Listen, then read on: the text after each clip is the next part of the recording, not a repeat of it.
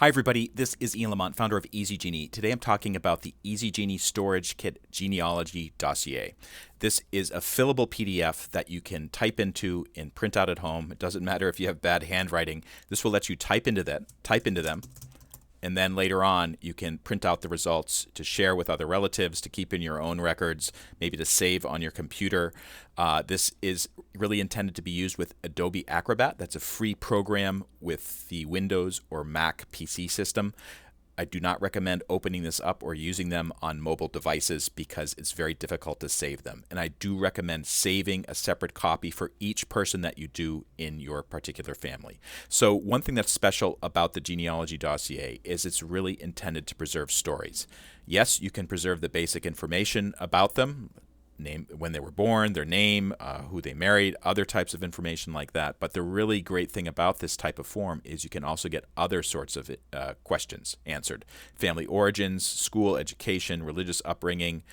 On the second page, on the reverse side, talk about their personality, their goals and priorities, favorite activities, and you can type it in, or you can also paste it in from another type of program, which I will demonstrate very shortly. So the first thing I recommend doing, putting your own name down there. And the reason why you want to do this is because if you're sharing this with somebody else, they might keep it for decades. They might pass it down to their children or to a cousin. And if somebody else needs to find the provenance of that information, it's good to have your name there.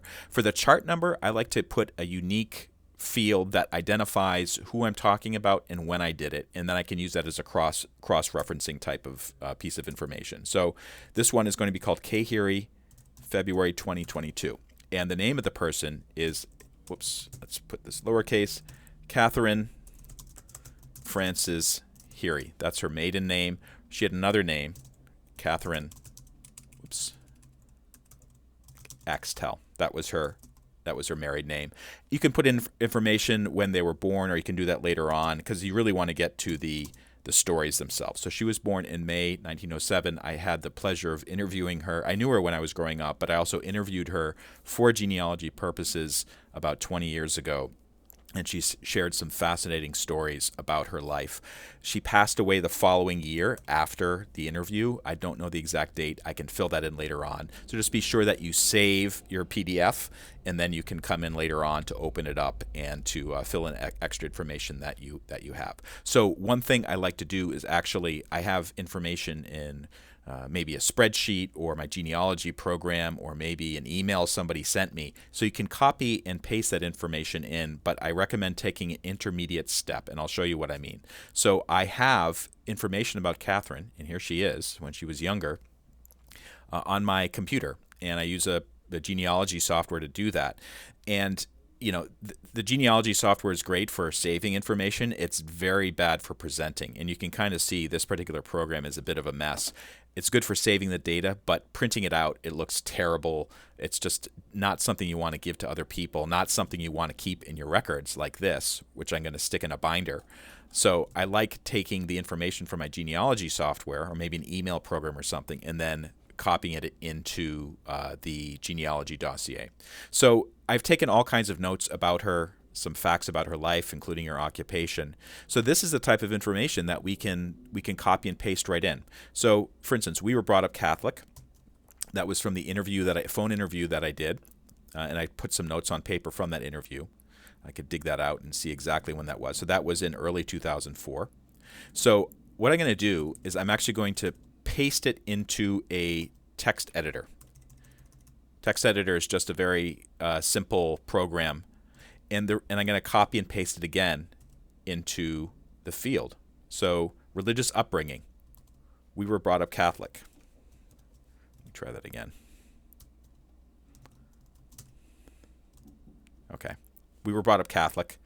And then maybe I can type in some information about that. For instance, that she was, this was relayed to me in March 2004.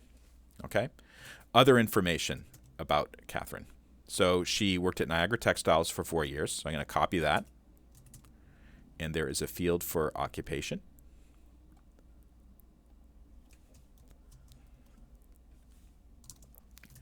And then also, I remember Harrison Radiator, starting in 1945 I'm going to paste that in. And I'm going to add a little note here. She was bitter about that. Okay?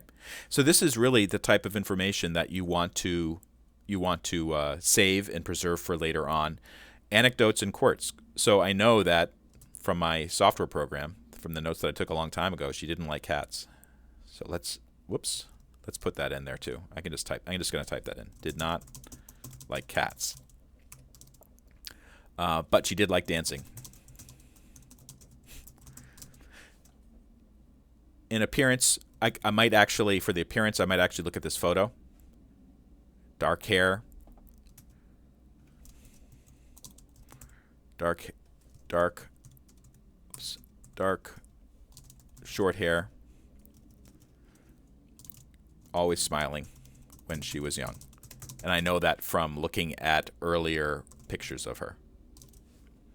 Spouses, so Charlie, Axtell. She actually married twice. I don't recall off the top of my head who the second spouse was named, so I'll have to look at that later on. And she had a daughter, Mary Ann Axtell. Okay, so research relationships not recorded elsewhere. So this might be something that I know that she didn't get along with her father, for instance, and of course that may not be in my genealogy software yet. So I could say she did not get along with her father, John Heary. And you can go through and keep on adding this type of information. The homes and migration, that's actually a pretty important thing for genealogy research later on. And fortunately, she shared with me information about where they lived. Where did I have that? Yeah. So she grew up on West Street, oldest house in Lockport. So I'm going to say 1910.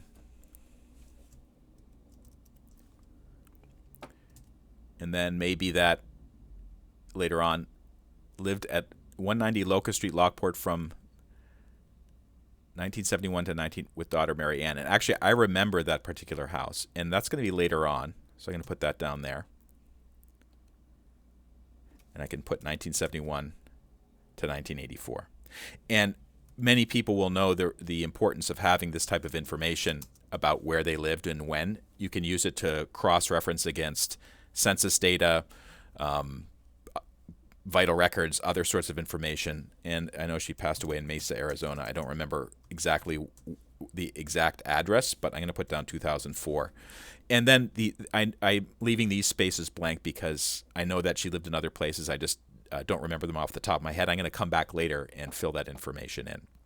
And later on, maybe I can see about reformatting this text as well so it's all the same size. But the great thing about these PDFs, again, you can save them to your computer. You can send them as an attachment to somebody else. You can print them out. You can put them in a binder. You can share them at family reunions. Print out 10 copies of this to share. Maybe you can create a binder for each person you want to share it with, put some photos and some other information in there. I've heard of some of my customers doing that. So these are really flexible documents for sharing information, sharing stories about your ancestors, and preserving that information in a way that's different than a typical genealogy program or an ancestry subscription or something like that. This is Ian Lamont from Easy Genie. Thank you so much for watching, and good luck with your genealogy.